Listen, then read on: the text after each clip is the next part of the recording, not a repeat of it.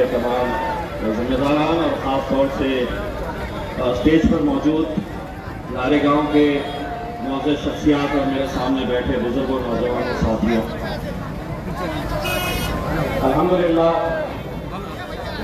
5 साल पहले जब इसी तरह इलेक्शन का जलसा यहाँ पर हुआ था, वो जो जोश, जो जज्बा, जो दीवानगी उस वक्त देखने को मिली थी, अल्हम्दुलिल्लाह वो आज भी यहाँ पर नारेगांव में बैठे हैं।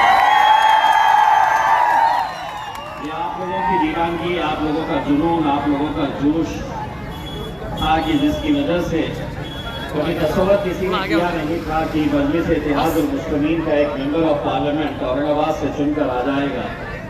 किसी के ख्वाब ख्याल में भी नहीं था कि ऐसा कैसे मुमकिन हो सकता है कि जिस जिले से पिछले 25-30 सालों से लगातार शिवसेना यहाँ से जीत कर आती है, एक दीवाना ये कहता है कि नहीं मैं यहाँ से कोशिश करूंगा, और कहते हैं ना कि कोशिश करने वालों की कभी हार नहीं होती है। अल्हम्दुलिल्लाह हमने लब्बैक कहा, हमारे आवाज के साथ आप लोगों ने आवाज लगाई, नौजवानों ने दिन और रात शिद्दत के साथ मेहनत की, बुजुर्गों ने, हमारी माओं और बहनों ने शिद्दत के साथ दुआएं की, और उसी का नतीजा निकला कि हिंदुस्तान के अंदर भले ही भारतीय जनता पार्टी के 300 मेंबर ऑफ पार्लियामेंट चुनकर आए, लेकिन चर्चा उनका इतना नहीं हुआ जितना औरंगाबाद से एमपी इम्तियाज जलील चुनकर। सारे लोगों के पेट में इसी बात का दर्द था, ये कैसे मुमकिन हो गया है। कहते थे कि ये शिवसेना का गढ़ है, मैंने कहा था इसी गढ़ में तुमको गाड़ के इंशाल्लाह मेरा झंडा है। उस वक्त भी आप अच्छी तरह से जानते हैं कि कैसे हिसाब किताब दिखाए जाते थे, कैसे होटलों में बैठ के, चौराहों के ऊपर बैठ के, चबूतरे के ऊपर बैठ के समझाया जाता था कि कैसा जीतेगा, कौन देगा वोट, कहां से मिलेंगे वोट जीतने के लायक।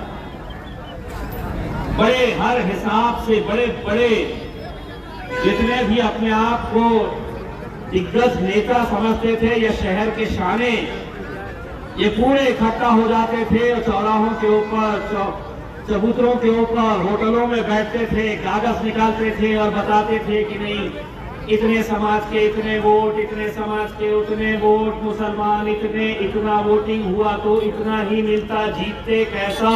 मैंने कहा कि हमारा काम सिर्फ मेहनत करना है, जीत और हार का फैसला अपना रब करेगा।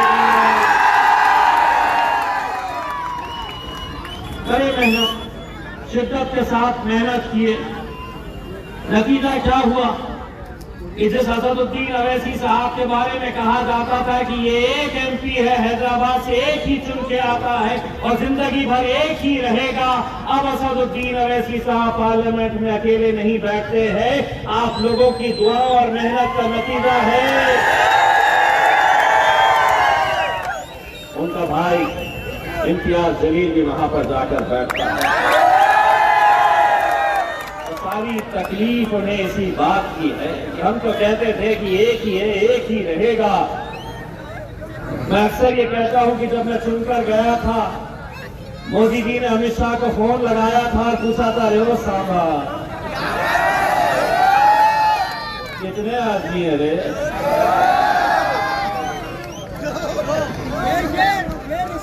लेकिन अल्हम्दुलिल्लाह आंकड़े मायने नहीं रखते हैं। जितने गूंगे, मुक्के और बहरे वहां पर आकर बैठते हैं, कुछ तो हमारी कौम के हैं, लेकिन आवाज उठाने के लिए कोई तैयार नहीं, क्योंकि उनके मालिक, उनके बॉस, उनके नेता उन्हें इजाजत नहीं देते हैं। और हम हैं अल्हम्दुलिल्लाह, मुद्दा कोई भी हो, जो मुद्दा होता है, पिछले कई सालों से असद साहब अकेले खड़े रहते, और पार्लियामेंट में जब वो अकेले खड़े रहते तो सामने से कोई भाजपा वाला वहां से कुछ बोलता है, तो कहीं शिवसेना वाला यहां से कुछ चिल्लाता है, कहीं कांग्रेस वाला तो कहीं समाजवादी पार्टी वाला। अब जब असद साहब खड़े रहते हैं बोलने के लिए, उनके पीछे जाकर मैं बैठता हूं, और कोई भाजपा वाला वहां से अगर कुछ बोलता हूं तो मैं पीछे से बोलता, अरे चल बैठ गए। और यही वो रहता है कि हम 300 है और इसकी हिम्मत देखो कि हमको पार्लियामेंट में हुकूमत हमारी, सरकार हमारी। सलाम वालेकुम।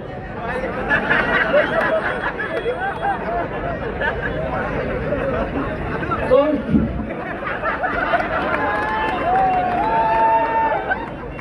मैं तो एक से परेशान नहीं है, दूसरे भी आई।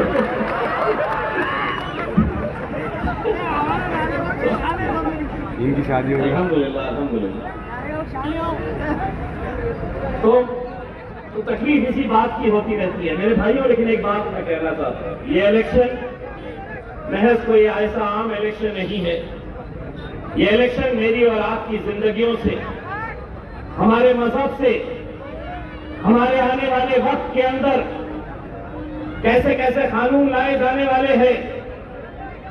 यूसीसी का कानून मतलब ये कानून हो सकता है कि हर इंसान को उनके हिसाब से चलना पड़ेगा। कोई भी अपनी मजहबी शिनाख्त रास्ते के ऊपर दिखा नहीं सकता है। इसका मतलब ये है कि तुम्हारे सरों से टोपियां हटा दी जाएगी कि तुम अगर टोपी पहनना है तो सिर्फ मस्जिद के अंदर पहनेंगे। यूनिफॉर्म सिविल कोड के अंदर कानून ये रहेगा कि हम आपको ये कह रहे हैं, उत्तर प्रदेश के अंदर मदरसों को लॉक लगा दिया जा रहा है, बंद कर दिया जा रहा है। कोई बोलने तैयार नहीं है। मुंबई में मीरा रोड पे 30 साल से छोटे छोटे दुकानदार कारोबार कर रहे हैं। 30 साल से एक YouTube के ऊपर एक मौलाना का वीडियो देखा, फूट फूट कर रो रहे थे। 30 साल से छोटा सा गैरेज, उस गैरेज में काम करके वो अपना घर चलाते। बच्चा दिमागी तवाजुन खो चुका है, वही जरिया है दो रोटी कमाने का, इज्जत से कमाने का। अचानक बुलडोजर आता है और उन दुकानों को जमीन पोस करके ऐसे कितने सारे गरीब लोगों की रोजी रोटी के ऊपर सीधा हमला कर देता है। कोई नेता नहीं, कोई नहीं। बोलेंगे भी तो कैसा बोलेंगे?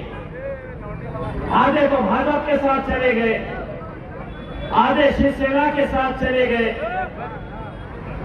अगर उसके ऊपर बुलडोजर चल रहा है तो ये मत समझो कि ये बुलडोजर मीरा रोड पे मुंबई में सिर्फ एक इलाके के अंदर ये बुलडोजर चला है। अगर उनकी हिम्मत अगर हमने अभी पस्त नहीं किए तो कल वो बुलडोजर नारे गांव में भी आ सकता है। वो नारे गांव में आने की हिम्मत उस वक्त नहीं करेगा जब उनके सामने चट्टान की तरह इम्तियाज जलील उनके सामने खड़ा रहेगा। अपनी क़यादत क्या होती है यह आपने 10 सालों से देखा है, महसूस किया है। 5 साल पहले का वो मंजर याद करो, यहीं से चिकन खाने के अंदर रमजान का वो दिन जब वहां पर काउंटिंग चल रही, ये नौजवान लड़के सहरी करके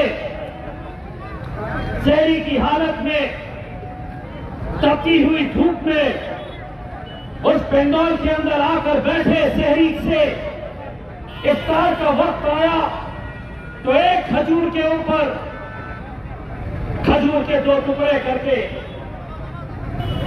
2 लड़कों ने इफ्तार वैसे ही किया, इस उम्मीद के ऊपर कि अब नतीजा आने वाला है, अब मैं जश्न मनाऊंगा।